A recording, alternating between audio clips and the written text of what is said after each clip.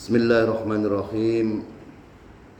Kajian pagi ini kita masuk pada ngaji Al-Fatihah. Mari kita ngaji Al-Fatihah. Terlebih dahulu saya disclaimer, ngaji Al-Fatihah ini bukan untuk menyalahkan orang, tetapi ke depan bagaimana memperbaiki Al-Fatihah kita insya. Saya ingin mulai dalam satu pengajian Kiai Haji Muhammad Syafi'i Hadami, ulama Jakarta, pendirian perguruan Islam Asy-Syafi'iyah. Ketika beliau ngaji memberikan ceramah di radio Cendrawasih, suatu hari dia ditanya oleh seorang pendengar. Seorang pendengar itu bertanya, "Kiai, bagaimana hukumnya orang yang sholat? Orang yang sholat yang bermakmum kepada imam, yang dalam membaca Al-Fatihahnya itu kurang satu tasdid. Satu tasdid. Ada satu tasdid yang tertinggal. Apakah si makmum harus mengulangi sholatnya?"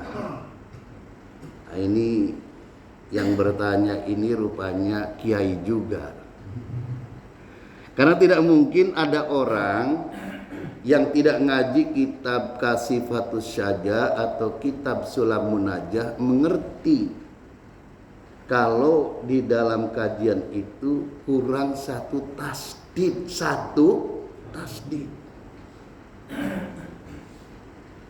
Maka kemudian kajian inilah yang kita penting untuk nanti kita memperbaiki Al-Fatihah kita, terutama untuk diri saya.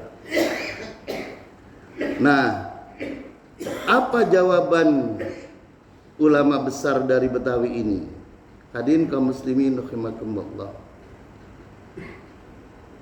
Beliau kemudian menjawab, orang yang meninggalkan satu tasdid dalam membaca Al-Fatihah, walaupun ia hanya hayhatul harfi, hukumnya sama seperti meninggalkan satu huruf di dalam surat Al-Fatihah.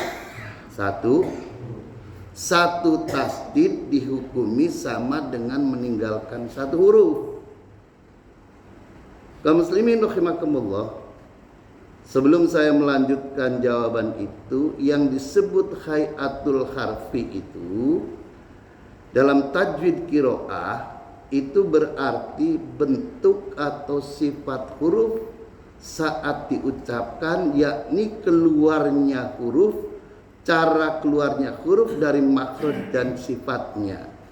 Jadi bukan sekedar huruf tertulis, tetapi bagaimana huruf itu diucapkan secara benar. Tempat makharijul hurufnya itu yang disebut hayatul harfi. Kaum muslimin rahimakumullah, kembali kepada jawaban Hadratus Syekh Kiai Haji Syafi'i Hadami.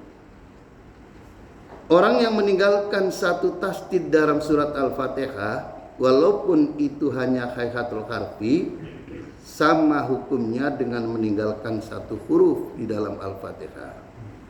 Maka orang tersebut dikategorikan ummi. Bukan ibu, bukan. Ummi itu menurut istilah para fuqaha di dalam kitab-kitab mereka orang yang tidak sah. Maksudnya gini loh, ummi itu orang yang tidak tepat membaca Al-Fatihahnya itu dihukumi ummi.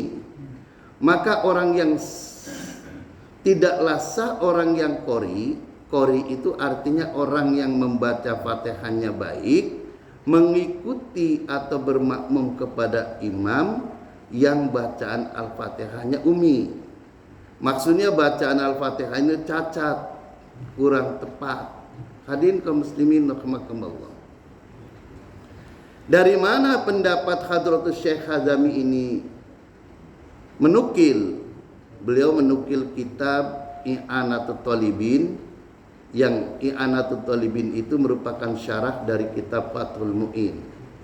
Beliau kemudian menegaskan wala qudwatu qari'i bi ummiyin wa huwa man yukhillu bil Fatihah au ba'diha walau bi harfin minha, walaupun satu huruf. Bi an ya'jiza anhu bil kulliyati, saya lanjutkan saja. Meskipun hanya satu huruf, bi an ya'jiza anhu bil kulliyati au an ikhrajihi an makhrajihi au an asli tasdidatin, baik karena ia sama sekali tidak mampu membacanya atau tidak dapat mengeluarkan huruf dakhrij makhrajnya secara benar, atau tidak mampu melafazkan tasdid pada tempatnya, maka orang yang qori itu maksudnya orang yang bacaan Al-Fatihahnya itu ummi, maka orang yang fasih bacaan Fatihahnya tidak sah makmum kepada orang yang ummi tadi. Hadirin kaum muslimin rahimakumullah. Akan tetapi ini melanjutkan, jika si imam dapat mengusapkan asal tasdid, hanya sukar atasnya mendataskan tasdid, sahlah mengikutinya menjadi makmum, hanya makruh. Jadi kalau dia bisa baca tasdid tapi tasdidnya tidak sempurna, masih tetap sah. Landasannya adalah lanjutan dari penjelasan kitab I'anatul Talibin, walau ahsana aslu tasdidati wa ta'adzarat alaihil mubalaghata sohhat qudwata bihi ma'al karoha.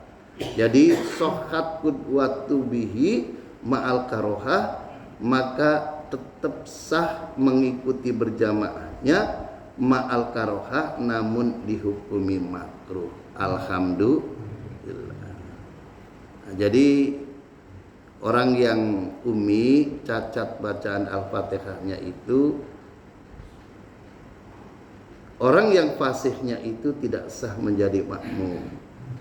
Dengan demikian maka wajiblah ia mengulang sholatnya.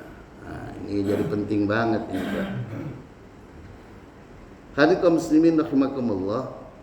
Kajian ini saya kutip dari buku Kiai Haji Muhammad Syafi'i Hazami, Tauhidul Adillah 100 Masalah Agama jilid 2, diterbitkan oleh Menara Kudus, diterbitkan tahun 1982, halaman 113-114. Hadirin kaum muslimin rahimakumullah. Nah,